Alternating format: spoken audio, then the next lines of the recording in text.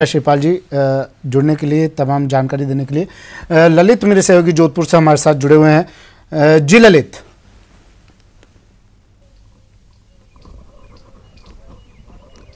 बिल्कुल सुमित, मैं ये कह रहा था पूरे मारवाड़ में शोक की लहर है। बहरहाल आर्मी के जो यहाँ के स्थानीय अधिकारी है वो भी पहुँच चुके हैं, रक्षा मंत्री रहे तो आर्मी के जवान भी यहाँ पहुँचे हैं। आप देख सकते हैं कि आर्मी के 10 जवान अभी पहुँचे हैं, अधिकारी पहुँचे हैं और वो उस इलाके का मौका मुआयना कर रहे हैं जहाँ पे उनका अंतिम संस्कार होगा। बहरहाल यहाँ पे कल रात से उनकी पत्नी पहुँच चुकी थी। सुबह जैसे ही समाचार मिले लगातार उनके परिजन पहुँच रहे हैं। बाड़मेर से खासतौर पर कई लोग यहाँ पहुँचे हैं, जैसलमेर से पहुँचे हैं और सीमावर्ती इलाकों में काफ़ी लगाव रहा था उनका और यही कारण है कि लोग यहाँ पहुँच रहे हैं। पूरा गमगीन माहौल है। जोधपुर में भाजपा के कार्यकर्ता यहाँ पहुँच रहे हैं और कहीं न कहीं लगातार इस दुख की घड़ी में इस परिवार के साथ में है। बहरहाल मैं आपको यहाँ की तस्वीर दिखाऊंगा। ये उनका फार्म हाउस है। उस फार्म हाउस के पास पे वो सामने ही जो है उनका काफ़ी लोग बैठे हैं, वेट कर रहे हैं कि कब उनकी पार्थिव देह यहाँ पहुँचेगी और यहाँ इसी जगह पे उनका अंतिम संस्कार होगा।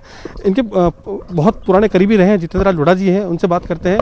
धर्म जी, बहुत दुख की घड़ी है जोधपुर के लिए, बहुत लोकप्रिय नेता थे मारवाड़ के।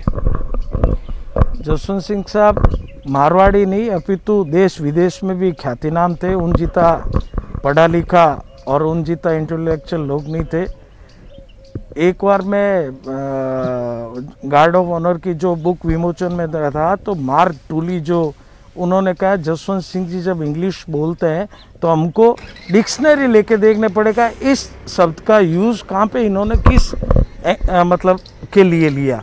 तो उन इतने विद्वान आदमी थे और उन्होंने आज तक भारतीय जनता पार्टी हो चाहे जनता पार्टी का टर्म हो, उन्होंने सब जो उनका मैनिफेस्टो या जो और भी जो नीति निर्धारित के जो निर्माण या मापदंड जो लिखने थे वो उनके द्वारा ही सब लिखे गए थे और वो अपने आप में विभूति थी। उनको संस्कृत, हिंदी, गुजराती, मारवाड़ी और सिंधी भाषा की उनकी कमांड थी।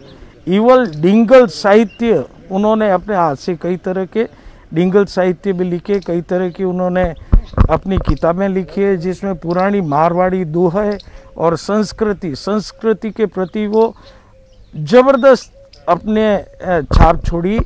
उनके मदर के देहांत के बाद 1.25 महीना तक उन्होंने अपने सर पर साफे बांधे रखा था, लेकिन संस्कार रखा अलग। लेकिन 3 दिन के बाद भी उन्होंने अपना ऑफिस में कार्य शुरू कर दिया कि देश का कार्य रुकना नहीं चाहिए। मेरी एक माँ तो है लेकिन ये मेरी पूरी भारत माता। उनके ऐसे संस्कार थे।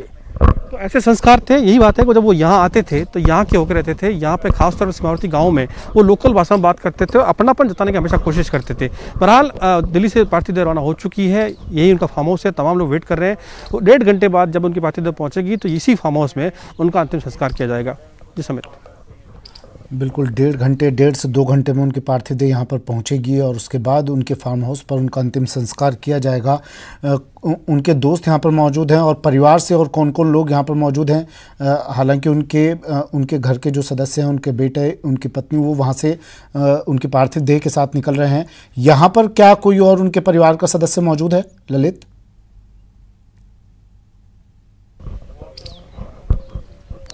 देखिए सुमित, उनके बड़े भाई हैं नार सिंह जी जसोल, वो सुबह से ही यहाँ पे मौजूद हैं और वही सबसे पहले यहाँ पहुँचे थे। उनकी तमाम जो आसपास के परिवार के लोग हैं वो यहाँ पहुँच चुके हैं, उनके रिश्तेदार हैं वो यहाँ पहुँच चुके हैं और जो पार्टी के लोग हैं वो भी अब यहाँ पहुँचने लगे हैं। तो बहुत रिश्ता था, अपनापन था उनमें, यही कारण है कि लगातार लोग पहुँच रहे हैं। हालांकि बार बार सबसे रिक्वेस्ट की जा रही है कि चूँकि जोधपुर में सबसे ज़्यादा कोरोना संक्रमण फैला है, कोविड की गाइडलाइन की पालना करनी है और ज़्यादा भीड़ नहीं करनी है, इस बात के लिए अपील परिवार लगातार कर रहा है। लेकिन फिर भी लोग यहाँ पहुँच रहे हैं और धीरे धीरे ये उनका फार्म हाउस है। फार्म हाउस के सामने आप देख सकते हैं कि काफ़ी लोग यहाँ पहुँचे हैं और बाड़मेर, जैसलमेर, सीमावर्ती इलाकों से।